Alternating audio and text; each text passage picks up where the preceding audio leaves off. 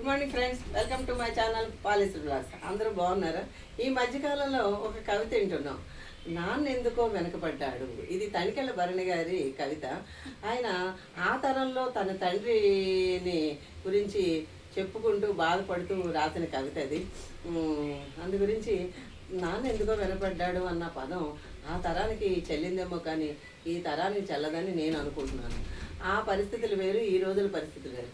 ఇప్పుడు అమ్మే ఎందుకో వెనకబడిందని అనిపిస్తుంది. ఎందుకంటే ఇక్కడ గృహిణులు రెండు రకాలుగా చెప్పవచ్చు మనం.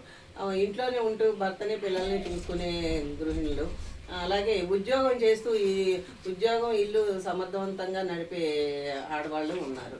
ఇందులో మొదటి గృహిణిని తీసుకుంటే కనుక ఆవిడ తన జీవితం అంతా కూడా పిల్లలకి ఏమర్చి పెట్టాలి, టైంకి వాళ్ళ ఆరోగ్యం చూసుకుంటూ వాళ్ళకి ఆరోగ్యకరంగా తిండిని పెడుతూ సమయానికి అన్నీ అందిస్తూ వాళ్ళ ఉద్యోగానికి పిల్లల చదువులకి ఏమి ఆటంకం లేకుండా వీళ్ళు ఎంత కష్టపడైనా సరే తెల్లారుజాము లేచిన ఎప్పుడో లేచి వాళ్ళకి అన్నీ అమర్చి పెట్టే తల్లులే ఉన్నారు.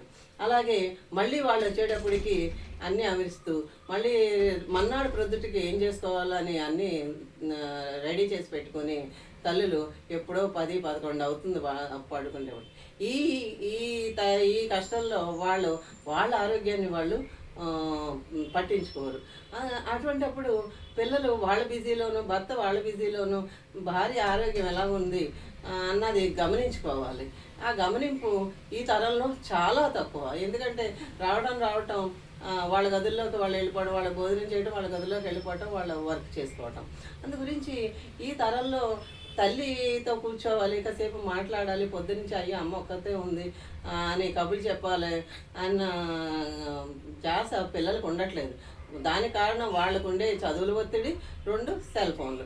ఇంకా అయ్యో ప్రొద్దునుంచి మనం ఫోన్ చూడలేదు కదా ఇప్పుడు చూసుకోవాలని, లేదా వాళ్ళ చదువుల ఒత్తిడిలో పడి ఇంకా గబగబా తింటాం లోపలికి వెళ్ళి అయ్యో అమ్మ తిందా లేదా, అమ్మకి ఎలా ఉందా, అయ్యో అమ్మ మొహం చూస్తే తెలుస్తుంది అమ్మ ఎంత అలసిపోయి ఉందో అన్నది.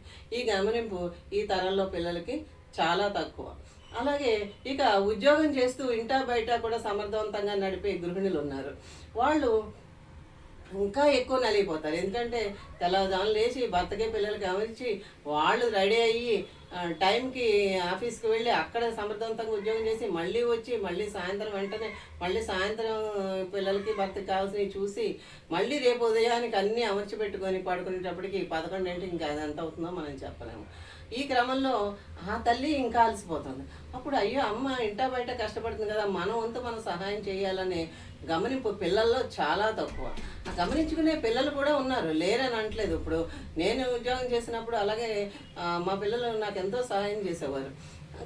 ఇది ఇప్పుడు పిల్లల్లో తక్కువ. అలా గమనించుకుంటే ఆవిడ ఆరోగ్యం బాగుంటుంది, పిల్లలతోటి సంతోషంగాను ఉంటుంది. ఎంత కష్టపడ్డా పిల్లలు నవ్వుతో మాట్లాడితే కనుక ఆవిడ ఆ కష్టం అంతా మర్చిపోతుంది. ఆ గమనింపు ఇప్పటి తరంలో లేదు.